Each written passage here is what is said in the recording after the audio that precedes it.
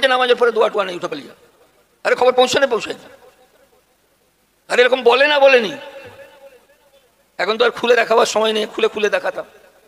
বুখারী শরীফ দোয়ার অধ্যায় ইমাম বুখারী রহমতুল্লাহ আলাইহি একটা অনুচ্ছেদ লিখেছেন, আদ-দুআ বাদাস সালাহ, নামাজের পর দোয়া। ওরা বুখারী বিদ্বেষী, সহিহ হাদিস বিদ্বেষী, কিন্তু আপনাকে নামটা এসে বলবে সহিহ হাদিস ছাড়া কিছু বলবে।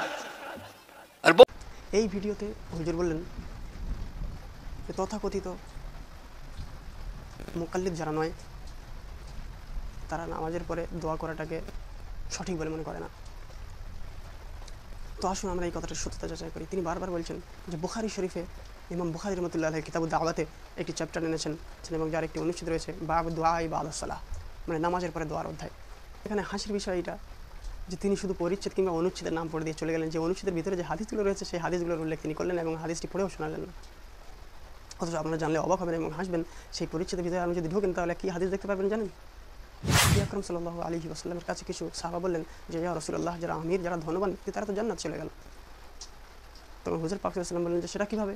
তখন তারা বললেন ইয়া রাসূলুল্লাহ, আমরা যেমনভাবে নামাজ পড়ি তারা তেমন নামাজ পড়ে, আমরা যেমন রোজা রাখি তারা তেমন রোজা রাখে, আমরা যেমন জিহাদ করি তারাও তেমনভাবে জিহাদ করে, কিন্তু তাদের এক্সট্রা যে মালগুলো রয়েছে, যে ধনগুলো রয়েছে, তারা সেগুলো আল্লাহ রাব্বুল আলামিনের পথে খরচা করে, কিন্তু আমাদের কাছে তো মাল নেই, তো আমরা তো খরচা করতে পারি না।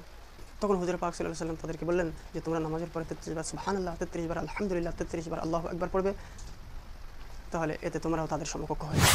আর দ্বিতীয় হাদিস যেটা রয়েছে, মুগীরা ইবনে শুবা রাদিয়াল্লাহু আনহু তিনি মুআবিয়া রাদিয়াল্লাহু আনহুকে একটি চিঠি লিখলেন এবং তিনি সেই চিঠিতে বললেন যে হুজুর পাক সাল্লাল্লাহু আলাইহি ওয়াসাল্লাম যখন নামাজ থেকে ফারিগ হতেন, যখন নামাজ শেষ করতেন, তখন এই দোয়াটা তিনি পড়তেন যে লা ইলাহা ইল্লাল্লাহু ওয়াহদাহু লা শারীকা লাহু লাহুল মুলকু ওয়া লাহুল হামদু ওয়া হুয়া আলা কুল্লি শাইইন কাদির আল্লাহুম্মা লা মানি'a লিমা আ'তাইতা ওয়া লা মু'তিয়া লিমা মানা'তা ওয়া লা ইয়ানফা'ু যাল জাদ্দি মিনকাল জাদ্দ, এই দোয়াটি পড়তেন। এবারে আপনাদের কাছে আমি প্রশ্ন করছি যে এই দুটো হাদিস দ্বারা কীভাবে প্রমাণিত হয় যেই রকমভাবে আমরা ইমাম সাহেবের পিছনে আজকে নামাজের পরে পরে দুটো হাত তুলে দোয়া করি, এই দোয়া করার পদ্ধতিটি এই হাদিস দ্বারা কীভাবে প্রমাণিত হয়?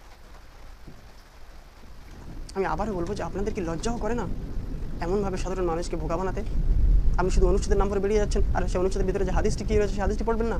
বিষয়টি এইরকম, একজন ব্যক্তি খবরের কাগজ নিয়ে বসে শুধু হেডিংগুলো পড়ে খবরের কাগজটা রেখে দিল, আর বাকি খবর কী পড়ে রয়েছে তা পড়ার কোনো দরকার বলে মনে করলো না।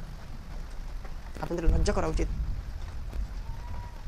তো সমস্ত মুসলমান ভাই বোনদের কাছে আমার একটাই আবেদন যে আমরা সকলেই চোখ কান খোলা রাখবো এবং নিজেরা সতর্ক থাকবো এবং আল্লাহ রাব্বুল আলামিনের কাছে দোয়া করবো আল্লাহ রাব্বুল আলামিন তিনি যেন আমাদের সকলকে বুঝে শুনে ইসলামের উপরে আমল করার তৌফিক দান করুন।